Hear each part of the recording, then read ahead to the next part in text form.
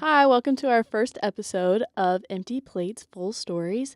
And our first interview is with Cindy Clayton. This is Holland Morris. Jess Wilsey. Okay, so first we're just going to ask a couple questions. And our first question is, when people hear the term food insecurity, what does it actually look like for families in Evansville? Um, our mayor has conducted research on food insecurity in Evansville, and as has the state. And there are about 9,000 homes in the Evansville city limits that face food insecurity, and that is by the USDA sort of broad definition. So, food insecurity can mean that you don't have access to fresh food. You don't have access to the foods that you need in order to maintain a nutritious diet and optimal health. You don't always know if you're going to have enough resources for food. And so it becomes something that is a constant stressor. Or it can be that you have to choose between, you have such limited resources that you have to choose between high quality food and say medicine or utilities in this region. There are some different barriers in a rural area, which I assume we'll get to later. But here in the city of Evansville, we certainly recognize that food insecurity exists, and not just in what you would traditionally think of in inner city urban areas. They have different reasons for having food deserts. For example, grocery stores don't typically want to build in areas where that are inner city or have other social problems, because they are, for-profit business, and they are concerned about a variety of things for that. And then people who live out in the county here in Vanderburgh County may have a different set of reasons why they're facing food insecurity. So basically, those four sort of areas is what kind of defines it, food insecurity, and it is a real problem here in Evansville and Vanderburgh County. Yeah, so to go off that, for some that may not be super familiar, what may be some big misconceptions about those that do struggle to access food in the community? I mean, I think it's easy for those of us who have never faced food insecurity to just have no understanding of why. And one of the talking points that I see perpetuated year after year after year is, oh, that person's obese. What do you mean they don't have enough food? They're obese. They only have access to low nutrient density food that is manufactured specifically to be addictive, and that is highly processed and therefore quickly digested and doesn't fill the body up. And so that's several issues stacked on each other. So when people see someone who's obese and also living in poverty, like, you haven't missed a meal, or wouldn't kill you to miss a meal. And they don't understand that it is the pre-packaged food that you can get at the convenience store on the corner is the only food that you have access to. And so it leads to obesity and bad health outcomes that then the person and their family gets blamed for.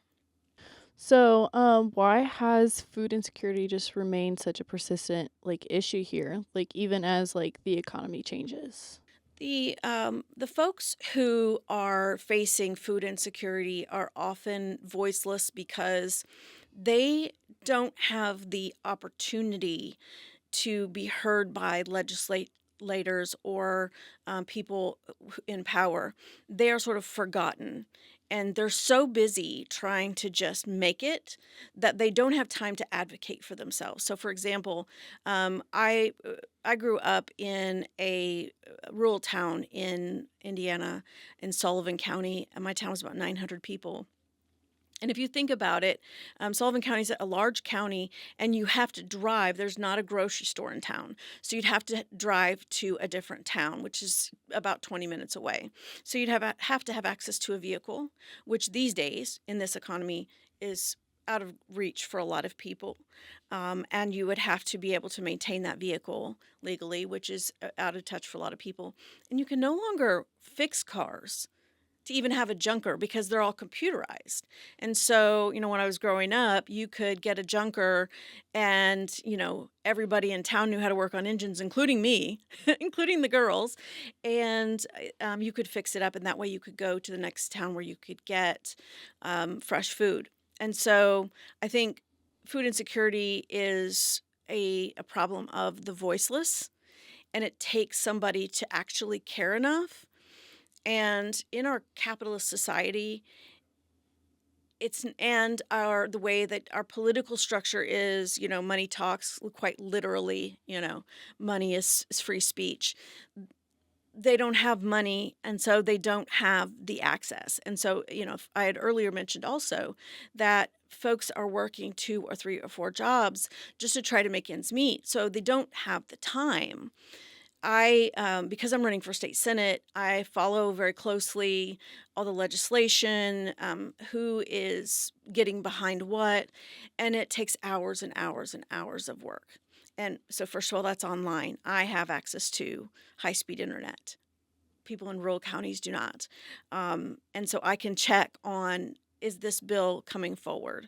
I can advocate for people who may live in an area like Posey County is in my district, and I understand that life in Evansville's downtown, especially like the river area, my constituents who live there have an entirely different experience than people who live out in rural Posey County. So again, we're back to, you have to have a vehicle to get to a grocery store, and they don't even have like a corner convenience store where they can purchase food. And so it remains, and it's going to continue to remain as long as people who are running for office and taking office continue to not care about that and advocate for that. Unfortunately, money talks.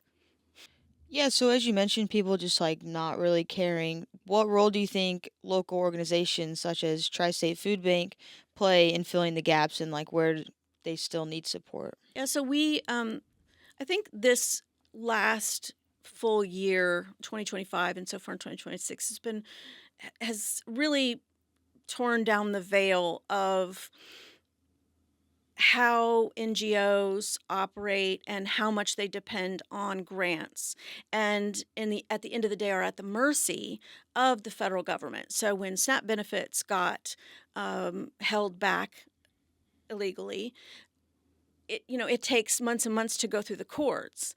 Well, in that time, children are going hungry, adults are going hungry, and so people understood this is something that people could understand, going hungry. And so you saw a lot of community members step up to try to help the Tri-State Food Bank. And so the Tri-State Food Bank does a wonderful job, and it's a very important part of our community. Folks, though, by and large, we all want to be independent. We all want to be able to be just like everyone else and have access to normal things. And so people don't, they would prefer to be able to go and purchase their food and everything. But without the Tri-State Food Bank, and there are certain schools that offer free lunch and breakfast and lunch. Without those, our children would have gone hungry in the months it took to battle that in court. And so, as a candidate for the state legislature, it really leads me to think about the importance, the critical importance of the state handling our business, at a lower level, so that some person in DC doesn't have the opportunity to starve our children in this district. And so I'm very grateful for the community support, but that is not a long-term strategy. That does not solve the problem. It was a Band-Aid to keep people fed. And so NGOs, by and large, so non-government organizations, are best placed because they're on the ground. They know the needs to receive grants and distribute. And so in terms of a model, it's the best model we have in this capitalistic society, and it's just going to have to do as long as we are in this environment. So, just going back to where food stamps are becoming difficult to get, with people being able to pay for their own money, like how pay for their own groceries in general, how does the rising grocery prices and the shifts in the local food landscape affect the working families the most?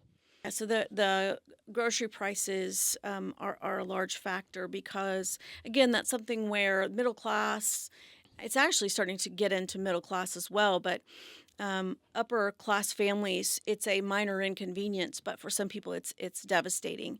Um, so your SNAP benefit doesn't go as far. And so, and the SNAP is supplemental, is what the S is for. So that means it's not even paying for their full complement of food. It doesn't actually provide enough to feed the whole family. And so when a pound of apples is twice as much as 4 bags of chips, then the family has to choose, especially if it's a large family, what is going to fill up my family? How can I stretch these meals? And so, as the cost of produce goes up, so a couple of policy shifts have caused that. One is the immigrant workforce being depleted that was involved in a lot of the food harvesting and production. So the prices of fresh food are going up because of that policy. Um, and there were really great um, deals with local farmers and farmers markets to help feed in food deserts, and that was subsidized by the government. So that would be, for example, setting up a fresh food stand in Jimtown where they could use their food stamps, and that food was grown by local people, so it keeps the ecosystem here in this community. You're incentivized to raise healthy food and to sell it in an underserved area, and sort of everybody wins. But our local farmers then found the competition with the tariffs too burdensome to be able to manage that, and the program that provided that local food to needed areas was cut by the federal administration. It was actually completely done away with. So, yeah. So it really, we have food rotting in bins and people going hungry at the same time because of the mismanagement of the federal administration. Yeah, I mean, going off of that from a policy standpoint, what kind of practical steps do you think could that state leaders could take to improve access in those undeserved areas? Yeah, the local to table idea, it just makes so much sense. And so I would say the state taking that back over and rolling that out. There are places in our state that produce more food than they can get to market, and at the same time their neighbors can have access to fresh food. So it's a very common sense way, and an incentive structure, a very small incentive structure, because farmers grow food because they want to feed people. And so, and I understand that there's a certain amount of the food that's grown that is animal feed, but to the degree you can incentivize a farmer with a lot of land to have, an orchard or other things that would grow naturally here in Indiana, and then incentivize them to take it to these areas where people need fresh food. It was very, very low cost to the state, because again, you've got people who want to do that anyway. You just have to make enough sense that the farmers themselves aren't, losing their shirt on it. They need to be compensated fairly. But I think there was a lot of joy in knowing that you are feeding your community, and most Hoosiers are like that. Most Hoosiers are very concerned about their neighbor and very giving, no matter what the national conversation has turned into. And so that is such low hanging fruit, pun intended, in my mind, to incentivize that program and put it to work. We, there's this, it's interesting because the sort of bougie food thing, like the Erewhon of it all, of, oh well, only eat local. It's become this bougie thing, and it's like, actually it should be like that. Having what's in season and what's grown locally to the people who need it the most, it just makes common sense. And if it costs, let's just say a couple of $100,000, you'll save that 10 times out in health outcomes in these food deserts where people are otherwise eating a bunch of garbage and slowly killing themselves with the highly processed, highly addictive food. So, just if the residents of the Evansville area want to help, but they don't know where to start, what is like one action that would make a real difference right now that you think? I think because it's a daily battle for people. If you think about the hierarchy of needs, you've got your shelter and safety, and then next is sort of that food, water thing. And so people in small collectives checking in on their communities is the lowest level, and that is happening. People are sort of creating co-ops within their own communities. I know that Young and Established has a program where they're teaching people how to grow their own food. So one of the things that we do have in Indiana that's in the rural areas is ground space, and so I don't know about you guys, but I didn't learn how to grow food.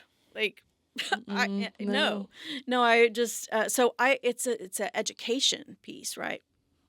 And giving people the ability and the know-how to grow their own food, that brings a sense of purpose and self-esteem, and it's something that children can get involved in, and it's a great educational tool.